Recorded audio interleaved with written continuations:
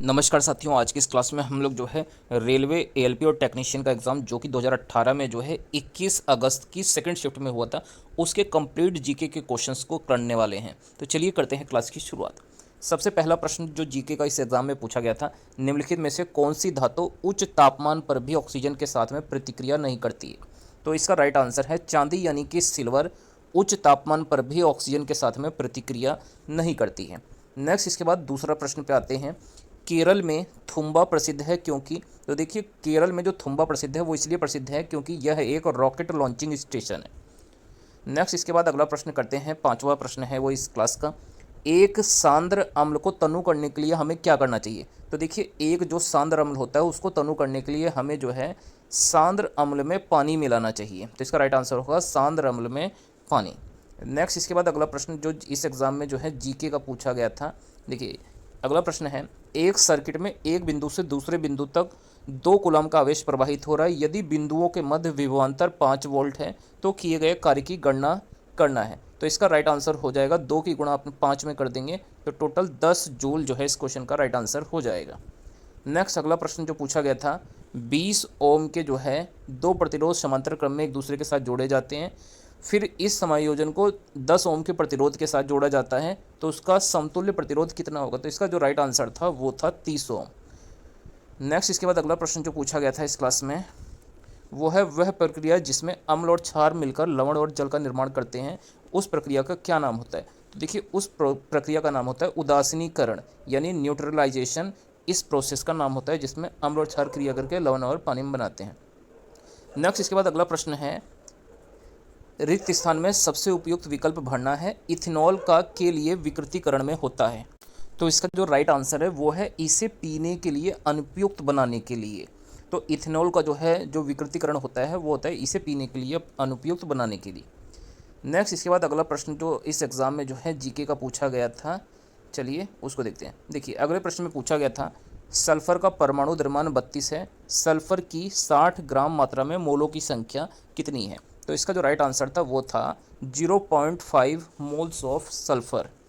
Next इसके बाद अगला प्रश्न जो पूछा गया था, बिजली के बिजली के प्रतीक आर का प्रयोग किसके लिए किया जाता है। तो देखिए बिजली में जो आर प्रयोग किया जाता है वो किया जाता है रेजिस्टेंस यानी प्रतिरोध का जो है सिंबल होता है।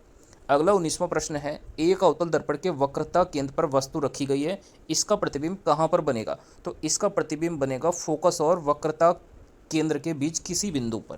तो इसका राइट आंसर होगा फोकस और वक्रता केंद्र के बीच किसी बिंदु पर। नेक्स्ट इसके बाद अगला प्रश्न है, एक कण स्थिर अवस्था में शुरू होने के बाद 20 सेकंड के लिए स्थिर त्वरण का अनुभव करता है, यदि यह पहले 10 सेकंड में x1 और शेष 10 सेकंड में x2 तय करता है तो निम्नलिखित में से कौन सही है। तो इसका राइट आंसर है x2 बराबर 3x1। नेक्स्ट इसके बाद अगला प्रश्न जो इस एग्जाम में पूछा गया था जीके का, 2017 में प्रकाशित भारतीय अंग्रेजी उपन्यास नो अदर वर्ल्ड के लेखक कौन है। तो देखिए नो अदर वर्ल्ड उपन्यास के जो लेखक हैं इनका नाम है राहुल मेहता। नेक्स्ट इसके बाद अगला प्रश्न पूछा गया था, 2016 में ग्रीष्मकालीन पैरालंपिक्स विकलांग एथलीटों के लिए एक प्रमुख खेल के आयोजन की मेजबानी किस देश ने की। तो देखिए 2016 में जो ग्रीष्मकालीन पैरालंपिक्स विकलांग एथलीट खेल हुए थे इसका आयोजन जो है ब्राज़ील शहर में किया गया था। तो इसका राइट आंसर है ब्राज़ील। नेक्स्ट इसके बाद अगला प्रश्न पूछा गया था, रक्त में पाया जाने वाला डैश शरीर में ऑक्सीजन परिवहन के लिए जिम्मेदार होता है। तो देखिए ऑक्सीजन परिवहन के लिए जिम्मेदार होता है आरबीसी यानी लाल रक्त कोशिकाएं। नेक्स्ट इसके बाद अगला प्रश्न पूछा गया था, आधुनिक आवर्त सारणी में किस समूह में ऐसे तत्व शामिल हैं जो निष्क्रिय गैसों के रूप में होते हैं। तो इसका राइट आंसर है ग्रुप 18 यानी समूह 18 में जो भी तत्व मौजूद हैं वो सभी निष्क्रिय गैसों के अंतर्गत आते हैं। नेक्स्ट इसके बाद अगला प्रश्न जो पूछा गया था, पाचन के अंत में जारी ऊर्जा का रूप कौन सा होता है। तो देखिए पाचन के अंत में जो जारी ऊर्जा का रूप होता है वो होता है रासायनिक ऊर्जा यानी केमिकल एनर्जी। नेक्स्ट इसके बाद अगला प्रश्न जो इस एग्ज़ाम में पूछा गया था जीके का, 2017 में भारत में संयुक्त राष्ट्र के सद्भावना राजदूत के रूप में किस प्रसिद्ध व्यक्ति को नियुक्त किया गया था जिसे सतत विकास लक्ष्यों एसडीजी के बारे में जागरूकता फैलाना था।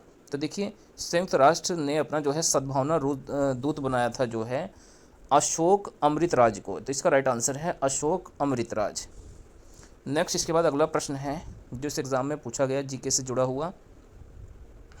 देखिए अगले प्रश्न में पूछा गया था, देखते हैं अगला प्रश्न क्या था। ये सभी क्वेश्चंस जो हैं यहाँ पर मैथ के दिए गए हैं। देखिए दोस्तों, सभी क्वेश्चन ये मैथ के हैं। देखिए ये क्वेश्चन हमारा जो है जीके का है।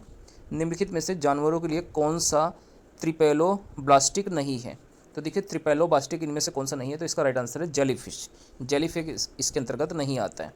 नेक्स्ट इसके बाद अगला प्रश्न पूछा गया था, निम्नलिखित में से कौन सा बाईं से दाईं ओर जाने पर परमाणु संख्या में वृद्धि के अनुसार सही जोड़ी है? तो देखिए किसी भी आवर्त के अंतर्गत, आवर्त सारणी के अंतर्गत जो है बाएं से दाईं ओर जाने पर परमाणु संख्या में वृद्धि के अनुसार जो है कौन सा सही है? तो इसमें है बी, ई और बी, यानी बेरिलियम और बोरोन। ये बाएं से जाने का सही क्रम है। नेक्स्ट इसके बाद अगला प्रश्न है, पानी के एक मोल में कितने अणु मौजूद हैं? तो देखिए पानी के एक मोल में जो है 6.02 गुणा 10⁻23 मॉलिक्यूल्स यानी अणु मौजूद हैं।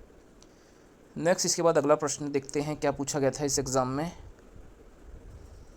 देखिए अगले प्रश्न में पूछा गया था, नेशनल मेरिट ऑर्डर में grand cross commander Ivory Coast Africa के सर्वश्रेष्ठ नागरिक सम्मान को हाल ही में किस भारतीय को प्रदान किया गया था? तो इस क्वेश्चन का जो राइट आंसर है वो है प्रणव मुखर्जी को ये सम्मान दिया गया था। नेक्स्ट इसके बाद अगला प्रश्न देखते हैं क्या इस एग्ज़ाम में पूछा गया था। देखिए अगले प्रश्न में देखते हैं क्या प्रश्न पूछा गया। तो अगला प्रश्न देखिए, 2017 में इकोनॉमिक्स टाइम ईटी जीवन साफल्य पुरस्कार किसने जीता? तो 2017 में इकोनॉमिक्स टाइम्स ईटी जीवन साफल्य पुरस्कार को जीता था वाई.सी. देवेश्वर ने ये पुरस्कार जीता था। नेक्स्ट इसके बाद अगला प्रश्न है, उस अंग का नाम दे जहां भ्रूण विकसित होता है। तो भ्रूण कहाँ विकसित होता है? गर्भाशय यानी यूटेरस के अंदर। नेक्स्ट इसके बाद अगला प्रश्न है, ESPN वर्ल्ड फेम 100 सूची बनाने के लिए ESPN वार्षिक तौर पर विश्व के 100 अति प्रसिद्ध सक्रिय खिलाड़ियों को सूचीबद्ध करता है। 2017 में किस भारतीय खिलाड़ी को इस सूची में उच्चतम रैंकिंग प्राप्त हुई थी? तो इसका राइट आंसर है विराट कोहली को इसमें जो है उच्चतम रैंकिंग प्राप्त हुई थी। प्रधानमंत्री नरेंद्र मोदी ने मंत्रिमंडल में कौन से केंद्रीय मंत्री लोक जनशक्ति पार्टी से जुड़े हुए हैं? तो इसका राइट आंसर है रामविलास पासवान। ये लोक जनशक्ति पार्टी से जो है जुड़े हुए हैं। नेक्स्ट अगला प्रश्न है, एन एरा ऑफ डार्कनेस पुस्तक किसने लिखी है जो बड़े पैमाने पर औपनिवेशिक भारत की गंभीर वास्तविकताओं का वर्णन करती है? तो इसका राइट आंसर है एन एरा ऑफ डार्कनेस पुस्तक को लिखा है शशि थरूर ने। शशि थरूर इस क्वेश्चन का राइट आंसर है। नेक्स्ट इसके बाद अगला प्रश्न है, मेगास्थनीज भारत आने वाले सबसे शुरुआती खोजकर्ताओं में से एक था, उसका संबंध किस देश से था? तो मेगास्थनीज का संबंध जो है यूनान यानी ग्रीस देश से जो है था। नेक्स्ट इसके बाद अगला प्रश्न देखते हैं क्या पूछा गया इस एग्ज़ाम में। देखिए अगले प्रश्न में पूछा गया था, निम्नलिखित में से कौन सी भौतिक इकाई एक वस्तु की स्थिर या एक समान गतिशील स्थिति को बदलने का प्रयास करती है? तो देखिए कौन सी ऐसी भौतिक इकाई एक वस्तु की स्थिर या एक समान गतिशील स्थिति को बदलने का प्रयास करती है? तो वो होती है बल यानी फोर्स। नेक्स्ट इसके बाद अगला प्रश्न देखते हैं क्या है।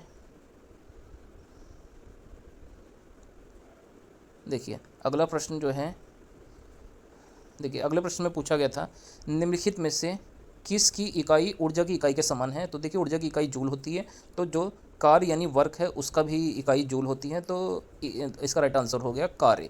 दोनों की इकाइयाँ समान हैं। तो दोस्तों ये हमारी आज की इंपॉर्टेंट क्लास थी। आप लोगों को ये क्लास कैसी लगी कमेंट करके जरूर बताइए। वीडियो को अच्छी लगने पर वीडियो को लाइक करके चैनल को जरूर से सब्सक्राइब करें।